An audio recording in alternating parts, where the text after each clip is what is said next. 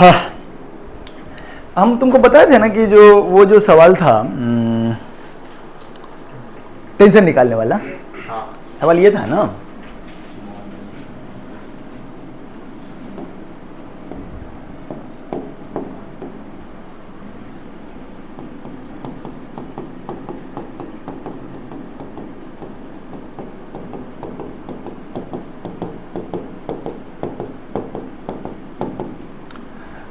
Total charge Q था और omega से रोटेट कर रहा था। नहीं, मैग्नेटिक फील्ड कितना था?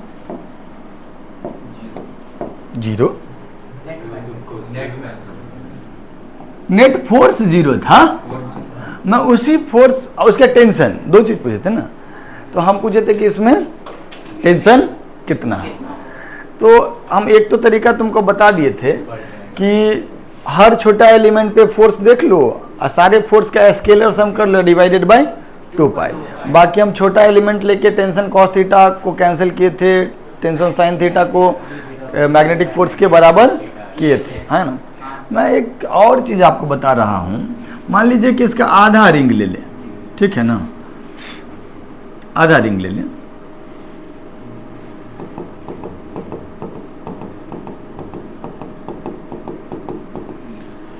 कितना चार्ज हो जाएगा बेटा इस पे? Q/2। ऑल दो सेंटर ऑफ चार्ज नाम का कोई चीज़ नहीं होता है, लेकिन आपको मालूम है ना कि अगर मासेज ऐसे डिस्ट्रीब्यूट होते और ये रेडियस r होता तो पूरे मास को हम कहीं सेंटर ऑफ मास पे रख सकते थे, है ना। क्या कितना ऊपर रख सकते थे? 2r/पाई। 3 कौन बोल रहा था? छी 2r/। यहाँ पर हम पूरा चार्ज को रख दें। कितना चार्ज को रख दें? Q/2। नहीं, अब ये ओमेगा से रोटेट कर रहा है तो जितना एंगल ये रोटेट करेगा ये भी तो उतना ही एंगल रोटेट करेगा ना। अरे है ना, बोलो। तो क्या हम ऐसा मान सकते हैं कि एक चार्ज Q कितने हाइट पे? 2r/पाई हाइट पे इधर जा रहा है, किस वेलोसिटी से जा रहा है? r कितना हो जाएगा यहाँ पे? 2r/पाई। एंगुलर वेलोसिटी तो सेम रहेगा ना। अच्छा, मान लो कि ये सेमी रिंग 10 डिग्री घुमा तो ये जो लाइन है ये पे कितना डिग्री घूमेगा? 10 डिग्री घूमेगा। अरे है ना, बोलो। तो ओमेगा तो दोनों का सेम ही होगा ना। जितना एंगल ये घूमेगा, यहाँ वाला लाइन, ये वाला लाइन हम सेमी रिंग के लिए बता रहे, सेमी रिंग जितना एंगल घूमेगा ये वाला लाइन भी उतना एंगल, क्योंकि ये लाइन तो हमेशा एंगल बाइसेक्टर होगा, है ना। तो ओमेगा दोनों का सेम होगा। तो सेम ओमेगा से ये जा रहा है तो वेलोसिटी क्या हो जाएगा? 2r/पाई। अब जो है ये अंदर की तरफ मैग्नेटिक फील्ड कितना है? बी, है ना। 2r/पाई into omega, I am so sorry, है ना। बी जो है वो मैग्नेटिक फील्ड है। तो इस पे जो फोर्स लगेगा वो क्या लगेगा? ऊपर की तरफ किधर लगेगा? ऊपर की तरफ B क्रॉस B। ऊपर की तरफ कितना फोर्स लगेगा सर? कितना फोर्स लगेगा? V cross B। डायरेक्शन तो देख ही लिए ना, B क्रॉस B इधर है, Q पॉजिटिव है, तो कितना लग जाएगा? Q इंटू 2r/पाई इंटू ओमेगा इंटू B, है ना। अच्छा, एक बार बताओ, अगर हम रस्सी रिंग को यहाँ बीच से काटे हैं तो यहाँ पर एक टेंशन होगा और यहाँ पर भी एक टेंशन होगा। वही दो टेंशन अपर हाफ और लोअर हाफ को बांध के रखा होगा। अब अगर हम FBD में देखें तो जैसे ये वाले चार्ज पे ऊपर की तरफ नेट फोर्स कितना लग गया इस हिसाब से? Q इंटू 2r/पाई इंटू ओमेगा इंटू B। और वो किसके बराबर होगा? 2t के बराबर होगा। अरे है ना, बोलो। तो 2t is equal to Q into 2r/पाई इंटू ओमेगा इंटू B, है ना। और चार्ज जो था, चार्ज की जगह पे हम लोग गड़बड़ कर दिए। यहाँ पे चार्ज जो है सो Q नहीं है बल्कि Q/2 है। Q/2 चार्ज है ना बेटा। यहाँ पे जो चार्ज था इसको Q/2 बोल देते हैं। पूरे रिंग पे Q था ना, तो सेमी रिंग पे Q/2, तो यहाँ पर भी Q/2, यस और नो। तो टी का वैल्यू कितना हो गया, Q R omega B divide by 1 2 से 1 2 कट गया बाय, क्या ये सेम आंसर आया है ना। इसी तकनीक से हम लोग जब रोटेट कर रहा था रिंग तब भी पता किए हुए थे, है ना। चलो इसको चाहो तो लिख लो।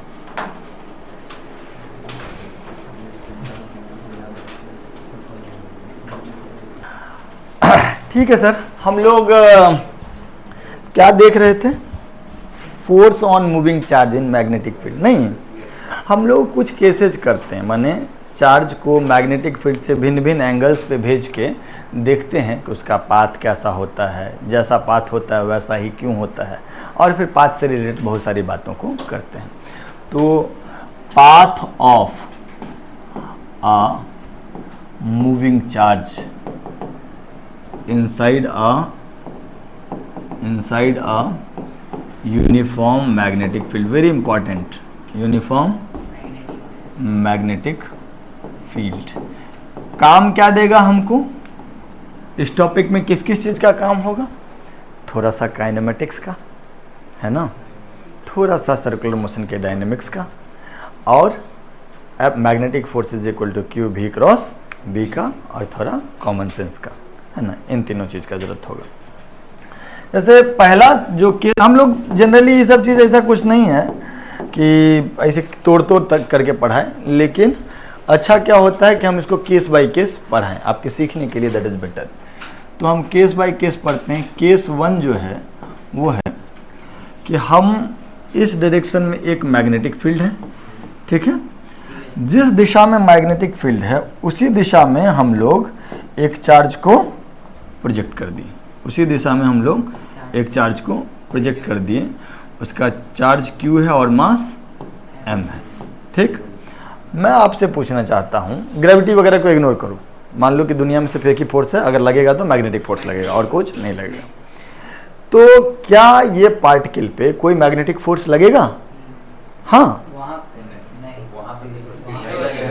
हाँ, 0 डिग्री पे, क्योंकि मैग्नेटिक फोर्स जो होता है वो क्या होता है, Q V cross Q sine के साथ आता है।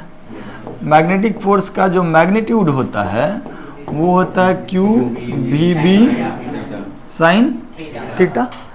तो ये if theta is equal to 0 degree या 180 degree, then force will be 0 sine 0 0। और अगर फोर्स 0 होगा तो पार्टिकल का एक्सेलरेशन भी 0 हो जाएगा, हाँ या ना। और एक्सेलरेशन अगर 0 होगा तो वेलोसिटी कांस्टेंट होगा, और अगर वेलोसिटी कांस्टेंट होगा तो पाथ कैसा होगा, स्ट्रेट लाइन पाथ होगा। इस पे कोई फोर्स नहीं लग रहा है, कोई एक्सेलरेशन नहीं लग रहा है, तो path of particle will be straight line, will be. ये जो पहला केस था, इस केस को क्या हम ऐसे डिफाइन कर सकते हैं कि theta is equal to 0 degree, है ना। What is theta? Angle between initial velocity and magnetic field. और ये case theta equal to 0 degree पे ही सही होगा कि थीटा इक्वल टू 180 डिग्री पे भी सही होगा? 0 डिग्री और 180 डिग्री दोनों केस में force will be 0, acceleration will be 0, path will be straight line, path will be straight line. इसमें कोई दिक्कत हमारे हिसाब से होना आपको पक्का पक्का छापो।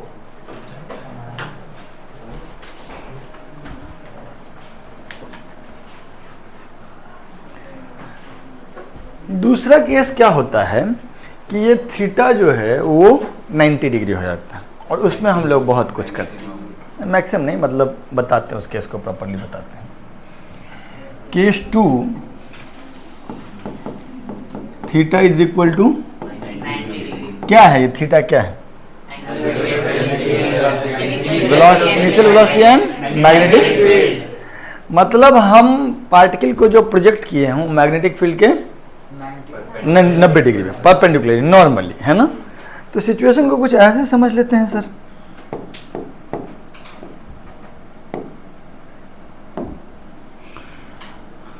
मान लीजिए मैग्नेटिक फील्ड है बोर्ड प्लेन के अंदर, ठीक, ठीक है।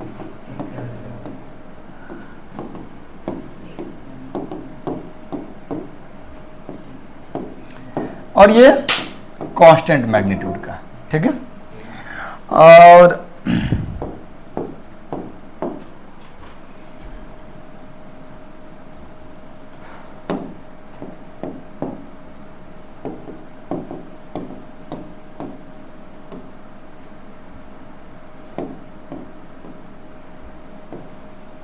चार्ज Q मास M को V वेलोसिटी से प्रोजेक्ट किया, ठीक है, V वेलोसिटी से प्रोजेक्ट किया। तो ये B तो बोर्ड के प्लेन में है, अब मैग्नेटिक फील्ड अंदर है, ठीक। इस परिस्थिति में बताओ तो जरा फोर्स किधर लगेगा इस पे? V cross B upward, Q positive, तो फोर्स इसी डायरेक्शन में लगेगा, हाँ या ना? बोलो। अगर फोर्स इधर लगेगा तो क्या होगा, इसके वेलोसिटी का डायरेक्शन तो चेंज हो जाएगा, है ना? जब पार्टिकल यहां आएगा तो फिर फोर्स किधर लगेगा?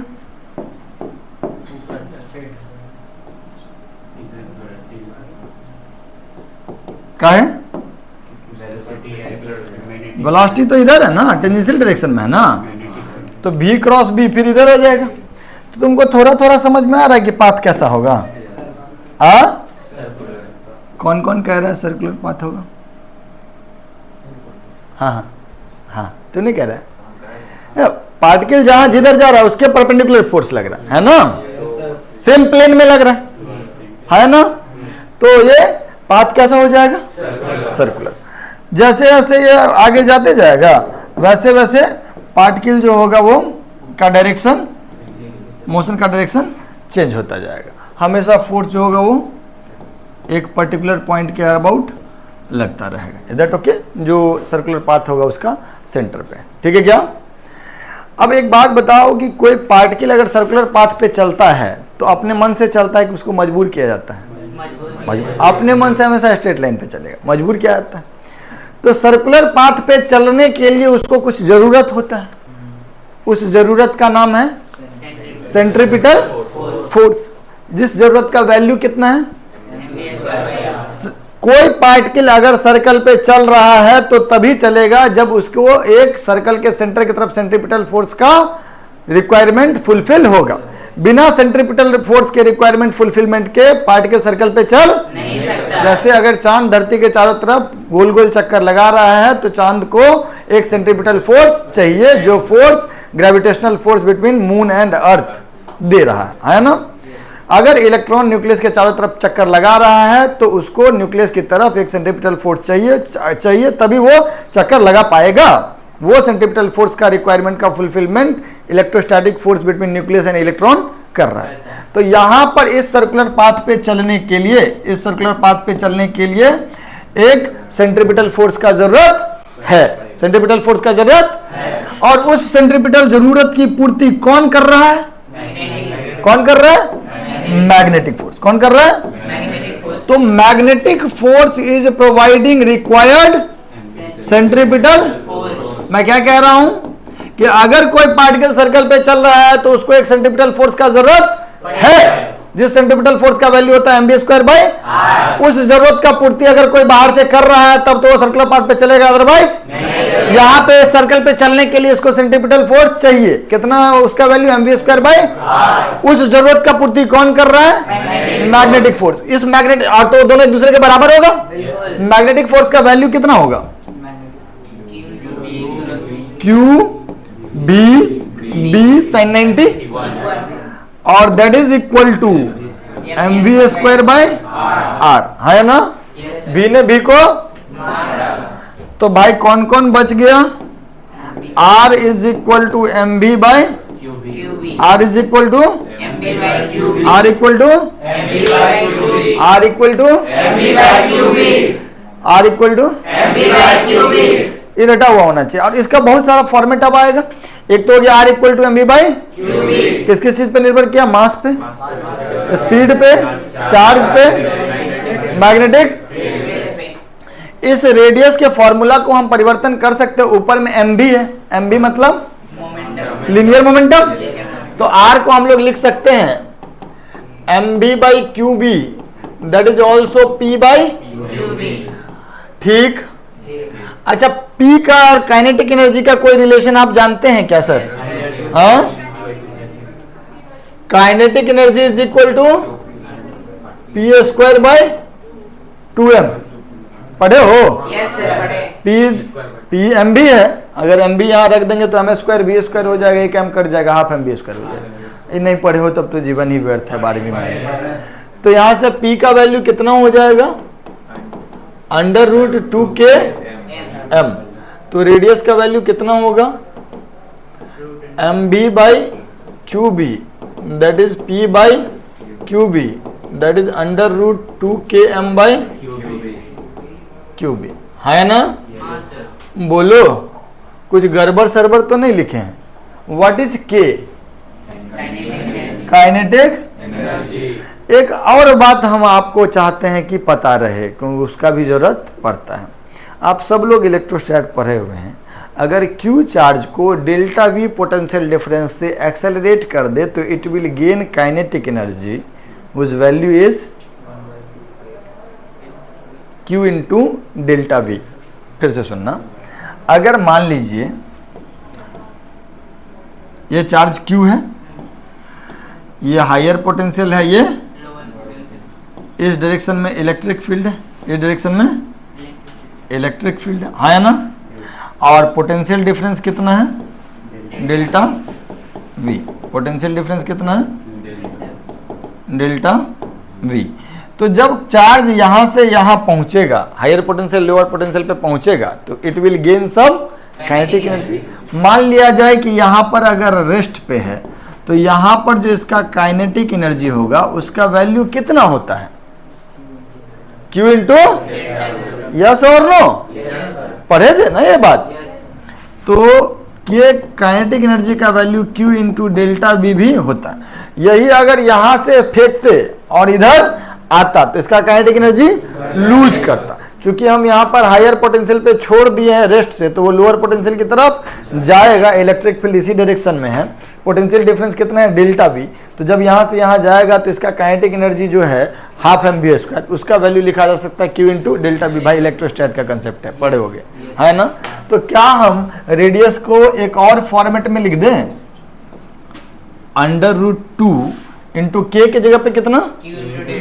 क्यू इंटू और into divided by Q B, है ना?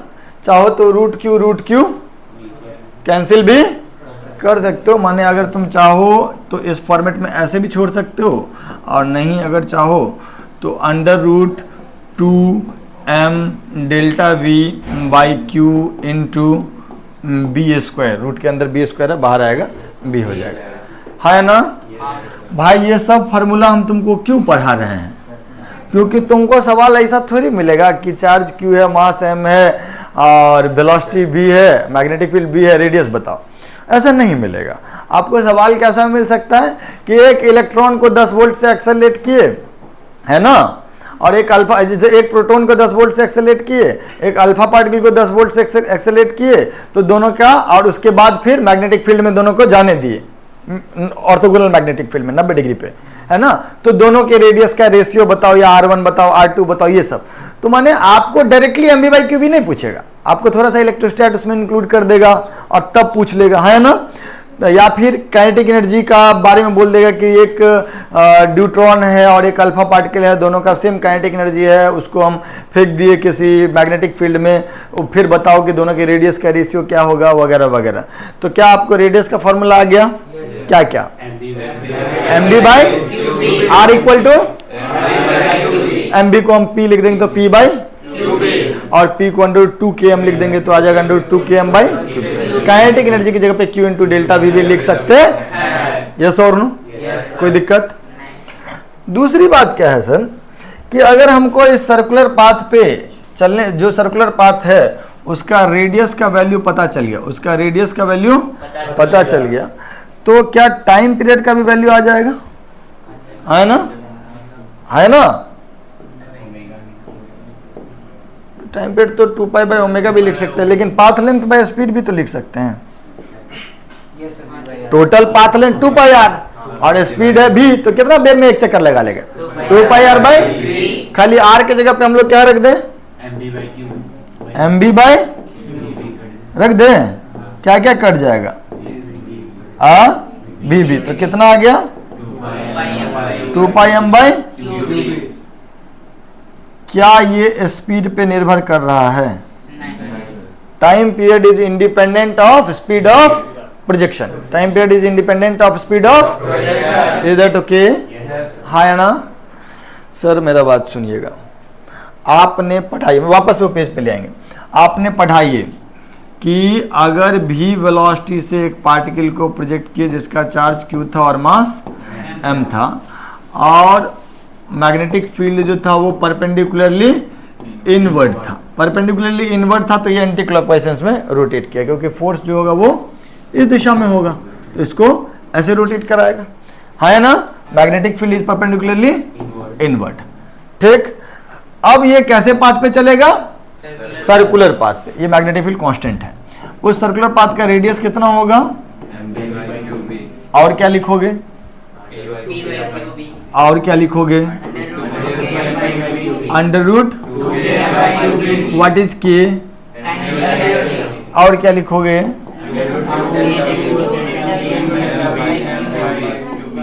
नहीं समझ में आया? ये जो चक्कर लगाएगा, एक चक्कर लगाने में समय कितना लग जाएगा? Time period 2 pi m by 2 pi m by cube, है ना? तो एंड टाइम पीरियड के बारे में एक बात हमको क्या लिखना चाहिए? It is independent of yes और नो। अगर m q और b को फिक्स रख दें तो स्पीड से कोई मतलब नहीं होगा, है ना? Time period is independent. अच्छा, टाइम पीरियड आ गया तो फ्रीक्वेंसी भी आ जाएगा 1 बाई टाइम पीरियड, तो ये हो जाएगा QB बाय, और टाइम पीरियड आ गया तो ओमेगा भी आ जाएगा। ओमेगा होता है 2 pi by time period, 2 pi by, तो ये कितना आ जाएगा? 2 पाई अपॉन दिस क्वांटिटी, तो कितना आ जाएगा? QB by. यस और नो बोलो, पक्का? हाँ क्या ना? ये सारी बातें आप नोट कर लीजिए और बस एक बात जवाब दे दीजिए ना, क्या होता अगर हम यहाँ से पार्टिकल को प्रोजेक्ट किया ना, क्या होता कि अगर मैग्नेटिक फील्ड बाहर होता? फोर्स नीचे लगता, तो सर्कल कैसा कहाँ बनता? सर्कल कहाँ? नीचे बनता, और तब जो रोटेशन होता है वो क्लॉकवाइज होता है ना? ठीक है, लिख लीजिए।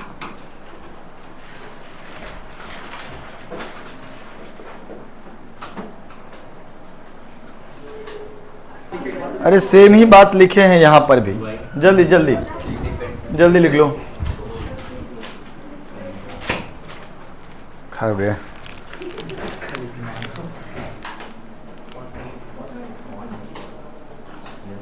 सर, हम चाहते हैं ना कि कुछ कुछ बात याद रखो, सवाल करने में तुमको काफ़ी हेल्प करेगा। 2-3 चीज़ तुमको बार बार जरूरत पड़ेगा। प्रोटॉन, न्यूट्रॉन का स्पेलिंग DUTRON होता है कि DEU होता है? लोग तो बिहार बोर्ड के हैं ना। अल्फा पार्टिकल, यहाँ चार्ज, यहाँ मास। हम प्रोटॉन के चार्ज को E मान ले रहे हैं, ठीक है?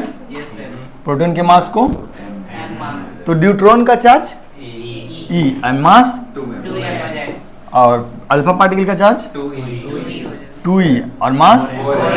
अल्फा पार्टिकल क्या होता है? हीलियम का न्यूक्लियस, हीलियम में से इलेक्ट्रॉन निकाल लो केवल, है ना?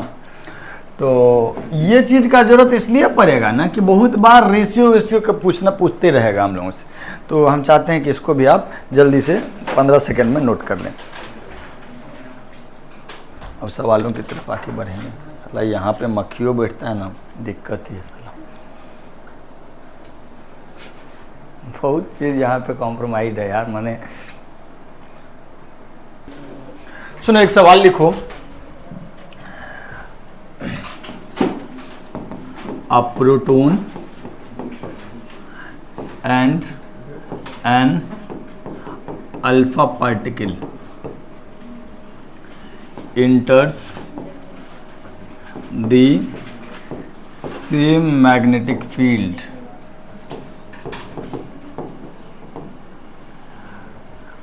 ऑर्थोगोनली। ऑर्थोगोनली मतलब, ठीक है, magnetic field with same speed, with same speed. Magnetic field is uniform, magnetic field is uniform. Find ratio of radius of circular path, circular path. कर सकते हैं आप? करिए। हाँ सर, इसका आंसर कितना है? 1:2। कारण क्या? R1 जो होगा वो हो जाएगा MB/EB, है ना। R2 इज अल्फा पार्टिकल है, मास कितना? स्पीड तो दोनों का सेम ही है, और charge 2E, magnetic field same.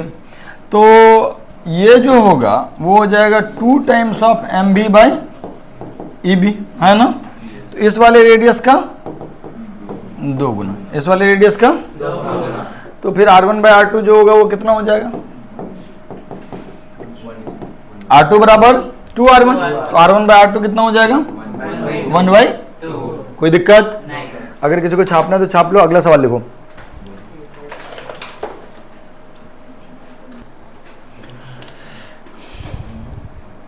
Done, है ना। अब अगला सवाल क्या है कि एक ड्यूट्रॉन है, deuteron and an alpha particle, and an alpha particle, both are accelerated through same potential difference. Both are accelerated through same potential difference. After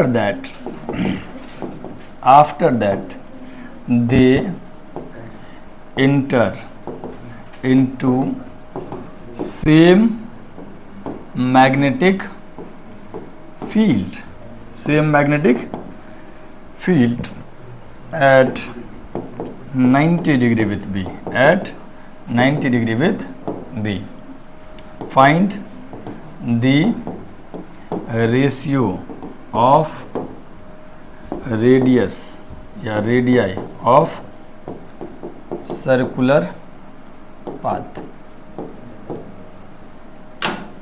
ठीक है, लिखिएगा। सर मैग्नेटिक फील्ड को यूनिफॉर्म ही मान रहे हैं हम, तो अपना मन से ज़्यादा बुद्धि नहीं लगाना। कर लिया आप लोग? yes, sir. कितना आंसर आया? 1:1। कितने लोगों को? अरे भाई साहब, 2 ही बच्चा करने आया केवल, तुम लोग कभी आ गया? सिंपल है यार। सुनना मेरी बात,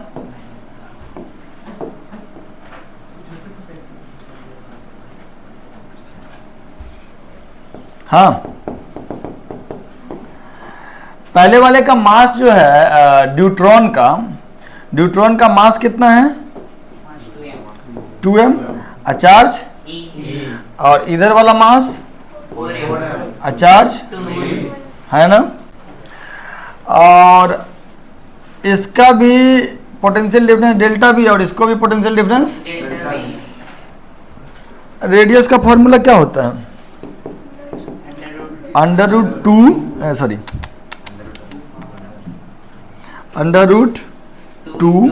काइनेटिक एनर्जी की जगह पे by into Q into yes और नो? तो जो R1 होगा, ये तो फॉर्मूला होता है, R1 जो होगा वो क्या हो जाएगा, √2 Q के जगह पे E, potential difference delta V, मास के जगह पे 2m divided by E into, सही की गलत? जो दूसरा वाला रेडियस होगा वो कितना हो जाएगा, √2 Q के जगह पे 2E, डेल्टा V तो Q डेल्टा V कर लिए, अब मास के जगह पे 4m डिवाइडेड बाय Q के जगह पे 2E इंटू, यस और नो? बोलो। आप अगर यहां पर देखेंगे तो 4 बाहर आ जाएगा, अंदर में बच जाएगा E delta V into m। यहां से अगर देखेंगे तो 16 से बाहर आएगा 4, नहीं यहां से 4 बाहर आएगा तो 2 रहेगा बाहर में, यहाँ 16 बाहर आएगा तो 4 रहेगा बाहर। तो आप इसमें लिख सकते हैं, यहाँ पे वैल्यू क्या हो जाएगा, 2E delta V m by EB, E काट भी सकते थे बट, है ना?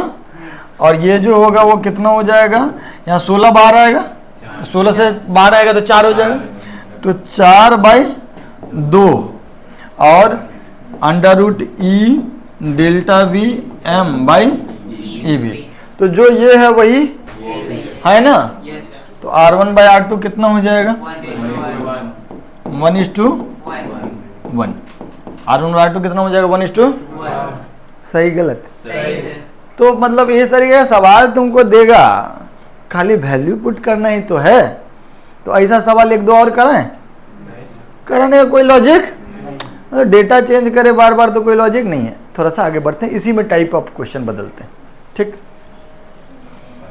ये लिख लिया ना तुम लोग, तो लिख ही चुके हो।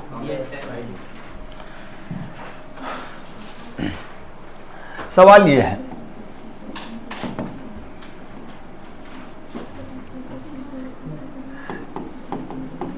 ये राइट साइड वाला जो इलाका है सर, है ना, इसमें एक यूनिफॉर्म मैग्नेटिक फील्ड है। ये क्रॉस क्रॉस क्रॉस क्या बता रहा है, इनवर्ट डायरेक्शन में यूनिफॉर्म है। ये बात तो हम वर्बली बोल ही दिए। तो इस इलाका में ये जो लाइन है, इसके राइट साइड में हर जगह मैग्नेटिक फील्ड कितना है, B, और ये यूनिफॉर्म है। यह जानकारी आपको दे दी है। अब हम आपको क्या कह रहे हैं सर कि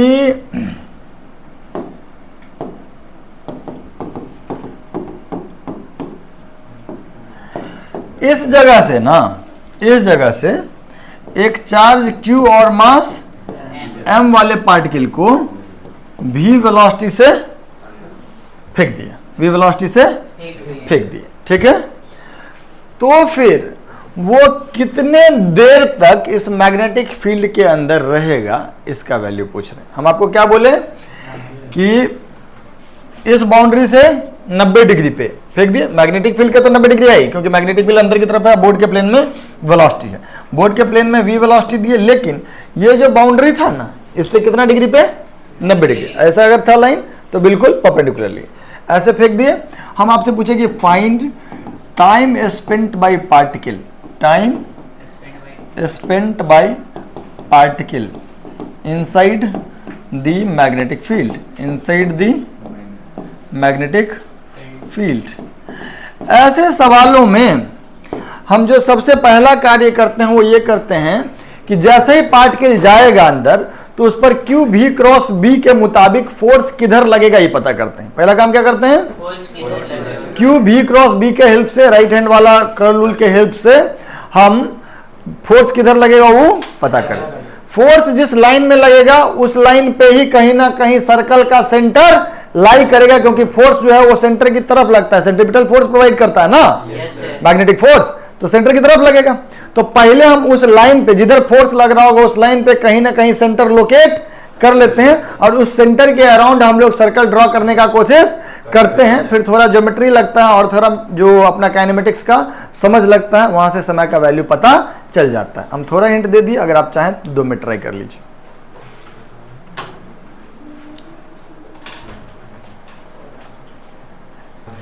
हम ये सवाल हमको बताने दो, अगला सवाल तुम लोग बनाओगे। पहला काम क्या करेंगे तुम सोचो, ये पहला काम हम क्या करेंगे, सुनिएगा मेरी बात। आप जरा हमको बताइए कि ये पार्टिकल जैसे ही इस बाउंड्री को क्रॉस करेगा, इस पर फोर्स किधर लगेगा? क्यू भी क्रॉस भी, क्यू तो पॉजिटिव है ना बच्चा, क्यू पॉजिटिव है, ये बात का भी ध्यान रखना। नेगेटिव नेगेटिव होता है, अभी तो नहीं फर्क पड़ेगा, लेकिन हम जो तुमको सवाल देंगे उसमें फर्क पड़ेगा। तो इधर फोर्स लगेगा, यहां पर अगर परपेंडिकुलरली मैग्नेटिक फील्ड के परपेंडिकुलर अगर हम लोग भेजते हैं, मैग्नेटिक फील्ड अंदर की तरफ है, वेलोसिटी बोर्ड के प्लेन में है, तो 90 डिग्री पे तो ही गया, तो पाथ कैसा होता है? सर्कुलर। अब मैग्नेटिक फोर्स उस सर्कल के सेंटर की तरफ लगता है, तो क्या यह बात सत्य है कि सर्कल का सेंटर कहीं ना कहीं इसी लाइन पे लाई करेगा? कहीं लाई करेगा तो हम एक जगह बना लिए, मान लिए कि वो सर्कल का सेंटर यही है, ठीक है। अब अगर हम देखें, ऐसे चल के जाएगा, है ना, सर्कल का सेंटर है, तो ये ऐसे 90 डिग्री पे इन किया है ना। अब ये ऐसे जाते जाएगा, सर्कल कंप्लीट करेगा, खुद ब खुद ही फील आ रहा है कि ये बाहर आ जाएगा, है ना। और जब ये बाहर आएगा तो जिस एंगल पे गया उसी एंगल पे आएगा कि किसी और एंगल पे आएगा? उसी एंगल पे आएगा, है ना, बोलो। तो इस लॉजिक से क्या आप ये समझ पा रहे हैं कि ये एंगल कितना डिग्री होगा? कितना होगा? 180 डिग्री होगा। अगर ये पूरा समय गुजार देता, अगर ये सर्कल कंप्लीट कर देता, तो कितना समय रहता मैग्नेटिक फील्ड में? 2 पाई m बाई, तो चूंकि 360 डिग्री अगर रोटेट करता तो कितना टाइम रहता है? t, जिसका वैल्यू कितना है? 2 पाई m बाई। अभी कितना डिग्री किया है ये? यूनिटरी मेथड, एक एक नियम जानते हो ना, तो आंसर क्या हो जाएगा? t/2 माने पाई m बाई क्यूबी। सबसे जरूरी बात इसमें यह है कि आप पहले सर्कल का सेंटर लोकेट करें और उसके अराउंड सर्कल ड्रॉ करें और देखें कि सेंटर पे कितना एंगल चला है। सेंटर पे जितना एंगल चला है उसके बाद यूनिटरी मेथड अप्लाई करें कि 360 डिग्री में इतना टाइम लगता है, तो फलाने डिग्री में कितना टाइम लगेगा। ये बेसिक एक एक नियम या बेसिक यूनिटरी मेथड है ना। और टाइम पीरियड का वैल्यू आपको मालूम होता है कि 2 pi m by Q B. Is that okay? Force locate करने में हेल्प कौन फॉर्मूला करेगा? Q B cross B. B cross B का डायरेक्शन आप राइट हैंड थंब रूल से पता कर सकते हैं, और उसमें क्यू पॉजिटिव है तो बी क्रॉस बी के अलॉन्ग फोर्स, क्यू नेगेटिव है तो बी क्रॉस बी के ऑपोजिट। Is that okay? लिख लीजिए इसको खट खट, अगला सवाल बताएंगे जल्दी।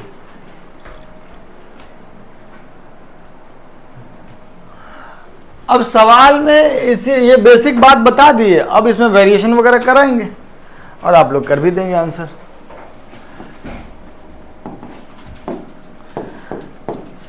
फिर वही बात कि इसके आगे मैग्नेटिक फील्ड है बी, इसके आगे मैग्नेटिक फील्ड है बी।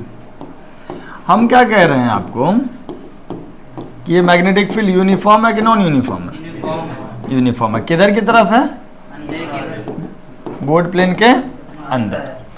यहां पर से एक चार्ज को प्रोजेक्ट कर दी, यहां से एक चार्ज को प्रोजेक्ट कर दिए, जिसका चार्ज Q था, मास M था। हम बोल दे रहे हैं कि Q is positive, Q is positive. V velocity से प्रोजेक्ट किए कितना डिग्री पे? इस लाइन से 30 डिग्री पे, इस लाइन से 30 डिग्री। और फिर से वही सवाल कि find time spent by particle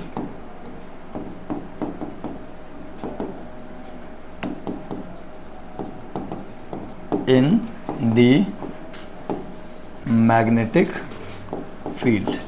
magnetic field में कितना समय गुजारा वो समय बताइए। अब एंगल थोड़ा सा बदल दिए, आप कर पाएंगे?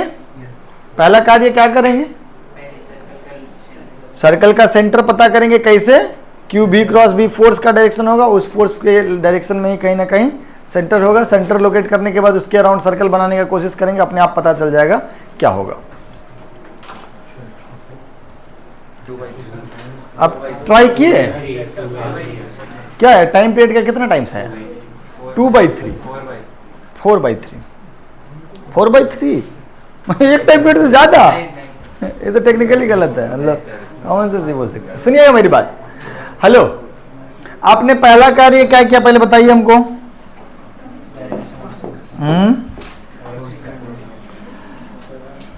ऐसे भी क्रॉस भी,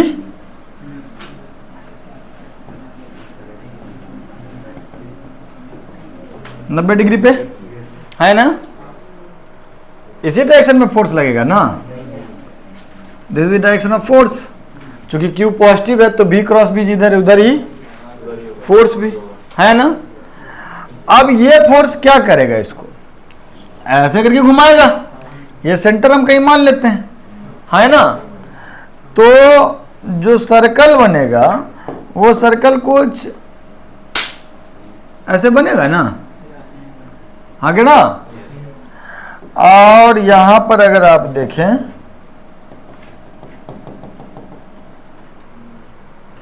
फिर ये ऐसे बाहर निकल जाएगा, है ना। ये एंगल तो अभी भी 90 डिग्री होगा, रेडियस और वेलोसिटी के बीच का। ये एंगल, ये 30, ये 90, तो ये एंगल 60 डिग्री, ये 60 डिग्री, तो ये भी कारण बराबर। ये रेडियस, ये भी रेडियस, बराबर बराबर साइड। तो आइसोस्केलेस ट्रायंगल में बराबर साइड के ऑपोजिट वाला एंगल भी बराबर। तो ये 60 डिग्री, तो ये भी, तो ये एंगल कितना डिग्री हो गया? 120 डिग्री बोले, 60 डिग्री है ना। कोई दिक्कत? पक्का कोई दिक्कत तो नहीं है ना। अब टोटल जो ये एंगल ट्रेवल किया, ये सर्कल पे जो एंगल सबटेन किया, इतना ही देर ना रहा। तो हम क्या बोलते कि 360 डिग्री अगर रोटेट करता तो टाइम लगता कैपिटल T, जिसका वैल्यू है 2πm/QB। तो ये कितना चला है? 60 डिग्री, तो टाइम कितना लगेगा? खा गए हैं नौमा वाला, चूंकि 360 डिग्री में T, तो 1 डिग्री में T/360 डिग्री, इसीलिए 60 डिग्री में T/360 डिग्री इंटू 60 डिग्री। तो टाइम कितना आ गया? T/6। और टाइम पीरियड कितना होता है? 2πm/QB। तो ये कितना हो जाएगा? πm/, कुछ गलत किए हो तो रोक दो हमको, हाँ है ना। छापो, और छापने के बाद इसी सवाल को करके बताओ कि ये चार्ज पॉजिटिव नहीं है बल्कि नेगेटिव है। Q की जगह -Q कर देना, ठीक है, लिख देना -Q इज नेगेटिव, ठीक है। और तब थोड़ा हमको बताना कि कितना देर लगेगा, कितना देर रहेगा। समझ गए बात? क्या सवाल है तुम्हारा? फील्ड, मैग्नेटिक फील्ड तो परपेंडिकुलर दिया ही हुआ है, फील्ड अंदर की तरफ है। निकालते थे ना तो उसमें फोर्स और वेलोसिटी और फोर्स, वेलोसिटी और फोर्स के बीच 90 डिग्री एंगल क्यों? नहीं सर, मतलब अंदर में ना, इस तरह है ना मैग्नेटिक फील्ड। हाँ, वेलोसिटी इधर से जा रहा है, वेलोसिटी बोर्ड प्लेन में है, अब मैग्नेटिक फील्ड बोर्ड प्लेन के अंदर है, तो 90 डिग्री होगा ना। इस बोर्ड पे कोई भी लाइन खींचेंगे तो वो परपेंडिकुलरली इनवर्ट के कितना डिग्री पे होगा? ये और ये दोनों के बीच कितना डिग्री एंगल है? 90 डिग्री है ना। ये और ये दोनों के बीच कितना डिग्री एंगल है? तो ये तो वेलोसिटी बोर्ड प्लेन में, मैग्नेटिक फील्ड है अंदर, तो 90 डिग्री तो हो ही गया ना। ओके, क्या ये आप लोग लिख चुके हैं? अगला सवाल पे कुछ, अगला सवाल समझ में आया कि क्या है? लिख चुके हो ना? हाँ ना बोल। अगला सवाल जो है कर रहे हो, करो करो। चंदा है तू, सूरज है तू,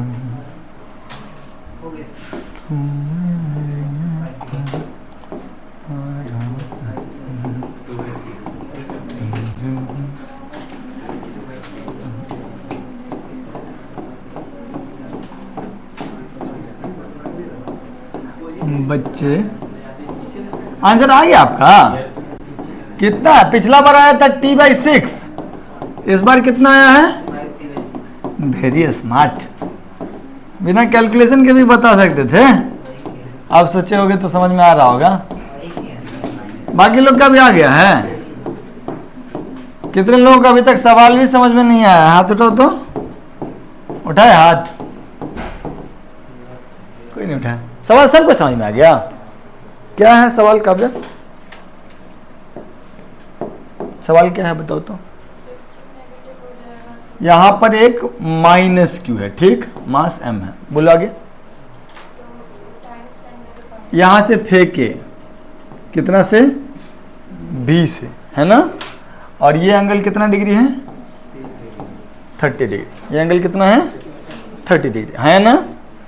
और ये बता दिया है कि माइनस क्यू इज नेगेटिव, ठीक। चार्ज का मैग्नीट्यूड कैपिटल क्यू है, ठीक। अब आप आंसर प्राप्त कर चुके हैं, हाँ? क्या किए बताइए जरा, what did you do?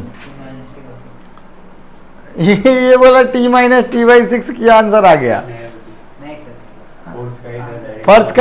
Force का डायरेक्शन कैसे पता किए? b क्रॉस b तो इधर आ रहा है ना?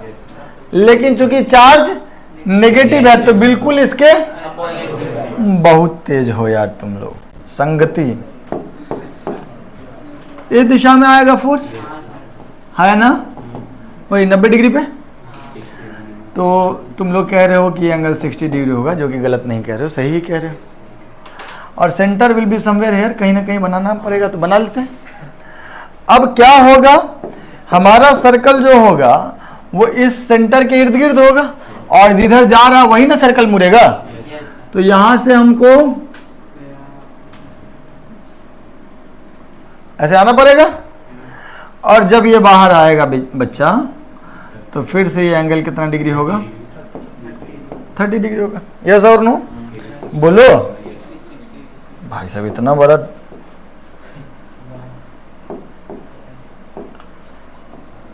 हाँ, ठीक। अब यार जब ये एंगल होगा तो ये तो फिर से निकलेगा, तो वेलोसिटी जो होगा वो रेडियस के परपेंडिकुलर होगा। तो ये एंगल के बारे में आपका क्या ख्याल है? 60 डिग्री। वैसे भी बोल सकते थे ये रेडियस, तो दोनों एंगल भी बराबर बराबर। तो ये एंगल कितना होगा? 60 डिग्री। लेकिन जो एंगल ये रोटेट किया वो 60 डिग्री थोड़ा है, ये तो ऐसे ऐसे करके घुमा है ना, है ना? तो सर्कल पे तो ये वाला एंगल रोटेट किया ना जी, अरे है ना? बोलो कितना डिग्री रोटेट किया? तो ये जो आदित्य कह रहा था वो कोई मतलब लॉजिकल बात ही कर रहा था, बट एनीवे ये 300 डिग्री रोटेट किया। और हम लोग फिर क्या लिखते हैं कि चूंकि 360 डिग्री में समय लगेगा, इसीलिए 1 डिग्री में समय लगेगा, इसीलिए 300 डिग्री में समय लगेगा। t/360 into 300 5t/6। तो टाइम स्पेंट जो होगा वो कितना हो जाएगा? 5/6 इंटू 2πm/qb, है ना? तो 5πm नहीं, पिछले वाले का 5 गुना समय आया। पिछला बार था πm/3qb, पिछला बार 60 डिग्री रोटेट किया था तो πm/3qb। अब 60 का 5 गुना ज्यादा, 300 डिग्री रोटेट किया है तो 5 गुना ज्यादा आंसर होना चाहिए, और है भी, है ना? बोलो। इन सब सवालों में आप एक चीज ध्यान दिए होंगे कि हम बोले इसके आगे पूरा इलाका में मैग्नेटिक फील्ड है ना? हमने आपको ये निर्धारण नहीं किया कि मैग्नेटिक फील्ड यहीं तक सीमित है ना? अगर वो हम मजबूरी कर दें आपको कि नहीं भाई मैग्नेटिक फील्ड इतना ही दूर में, इतना ही दूर में है, तो फिर आपको दिक्कत भी हो सकता है, क्योंकि आपका मैग्नेटिक फील्ड मान लीजिए कि यहां तक तो दूरी चाहिए ना। अगर आ रहा है यहां तक तो मैग्नेटिक फील्ड चाहिए ना। मान लीजिए कि मैग्नेटिक फील्ड इतना ही दूरी में है, तो फिर यहां से फिर बाहर निकल जाएगा ना। तो ये सर्कल जितना बड़ा आर्क है उतना बड़ा आर्क बनेगा नहीं। क्या वैसा भी सवाल बनाया जा सकता है? बिल्कुल बनाया जा सकता है सर, जब आप बोल रहे हैं तो बनाया जा सकता है ना? तो क्या वैसा एक सवाल करें डिस्कस? इसको जिसको लिखना है जल्दी लिखो, विद इन 2 मिनट्स।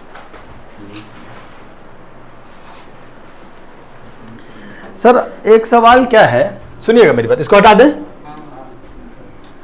एक सवाल क्या है कि मैग्नेटिक फील्ड तो है, मैग्नेटिक फील्ड तो लेकिन सीमित इलाके में ही है, यहां से यहां तक, है ना। ये जो लेंथ है, ये जो लेंथ है L, इसका वैल्यू हम बोल दे रहे हैं आपको mv/2qb। यहाँ m क्या है, v क्या है, q क्या है, b क्या है, सब बोलेंगे, वैसे समझ में आ भी रहा होगा। नहीं, m होगा तो मास ही ना होगा, v होगा तो वेलोसिटी होगा, q होगा तो, और b होगा तो। कितने होशियार हो गए तुम लोग, देखो। नहीं, किसकी वजह से? झूठा आदमी। मेरी वजह से होता तो अच्छा बच्चा बने रहते अभी तक। सुनिएगा, इतने ही विड्थ में मैग्नेटिक फील्ड है। यहां पे हम यहां से एक charge Q and mass M, इसको हम इधर की तरफ प्रोजेक्ट किए v वेलोसिटी से, 90 डिग्री एंगल अभी भी रखे हुए, ठीक। अब यार हम फिर से तुमसे पूछ दिए मैग्नेटिक फील्ड कितना है, B, और यूनिफॉर्म है, अंदर की तरफ है, ये सब बात फिक्स है। पूछे कि find time spent by particle, time spent by particle magnetic field. क्या करोगे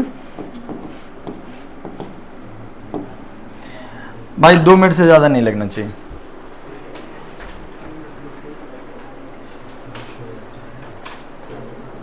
हाँ सर, सुनिएगा मेरी बात। Hello hello hello. हाँ, T/4, दैट इज रॉन्ग। सुनिएगा मेरी बात। हेलो, पहली बात ये बताओ कि मैग्नेटिक फील्ड जो लगेगा वो किस दिशा में लगेगा? Magnetic force, sorry, magnetic force किस दिशा में लगेगा? ऊपर की तरफ। यस और नो? तो सेंटर भी कहीं ऊपर रहेगा, अरे हाँ ना। अब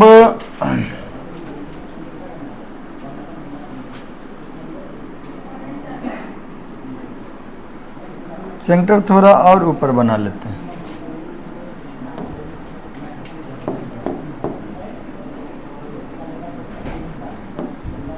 मान लो सेंटर कहीं यहां है, ठीक है।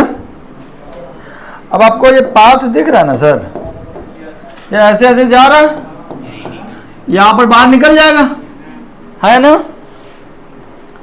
फोटो ऐसा बनाने के पीछे वजह ये है कि ये रेडियस का आधा है, ये रेडियस का हमको कैसे पता चला? तो कोई आदमी हमसे कर सकता था ना डिस्कशन कि सर हमको तो मन कर रहा है कि ऐसा कर दें, आगे ना।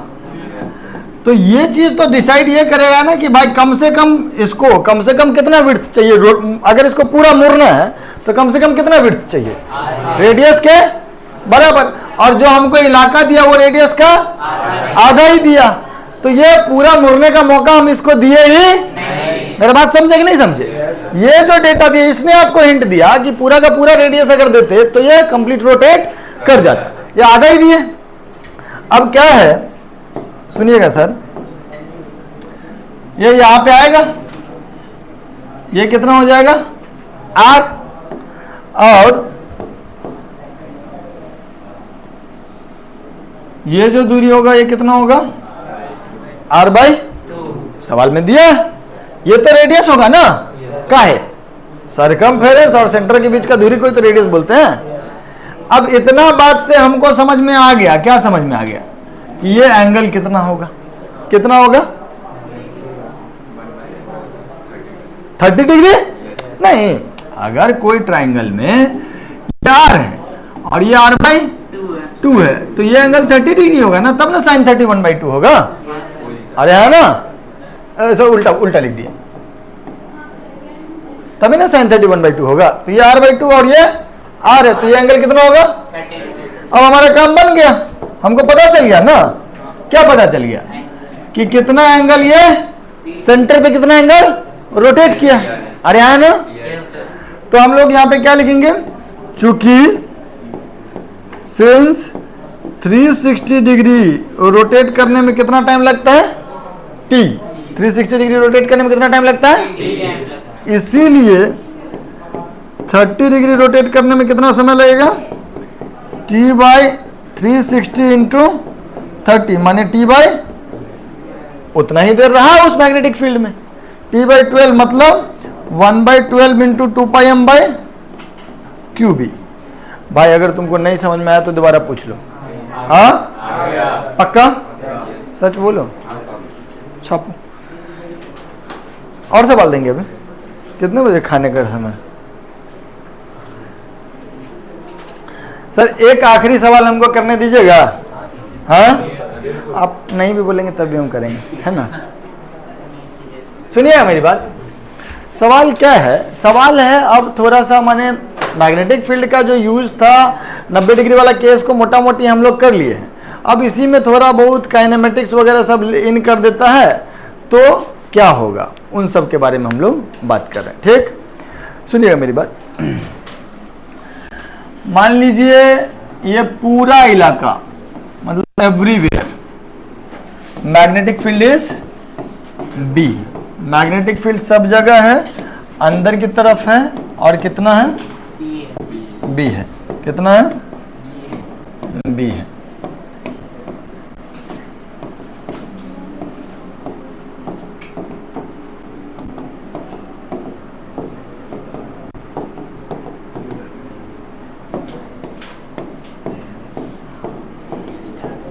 बाप रे बहुत ज्यादा कटिस बनाना पड़ रहा है, हाँ नालायक आदमी। हाँ सुनो मेरी बात, हेलो,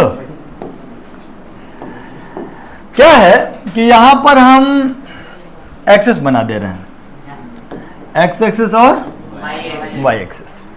मैग्नेटिक फील्ड जो है उसको हम लोग लिख देते हैं बी नॉट के cap with a minus sign,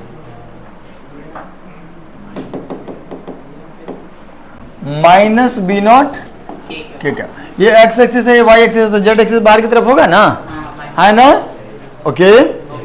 अब सवाल क्या है कि ठीक है बोल रहा है,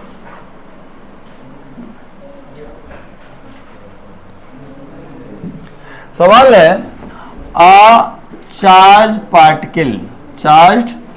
पार्टिकल पॉजिटिव चार्ज है Q mass M, Q is positive, is projected from origin along positive x axis with speed v naught, ठीक है। Find velocity of particle and position of particle at any time t, at any time t। शुरुआत वाला समय कितना लेंगे, at t equal to 0, at t equal to 0, t equal to 0 पे particle को हम इधर प्रोजेक्ट किए हैं। किसी टाइम t पे कुछ समय बीतने के बाद पार्टिकल का वेलोसिटी क्या होगा और पोजीशन क्या होगा, X coordinate, Y coordinate, Z coordinate, जो भी कोऑर्डिनेट बताना है, ठीक है, या पोजीशन वेक्टर बताना है, वेलोसिटी भी वेक्टर फॉर्म में बताना, आई कैप, जे कैप, के कैप के फॉर्मेट में। दैट ओके, डिस्कशन अगले क्लास में, ठीक, ट्राई करके आना, चलो बाय।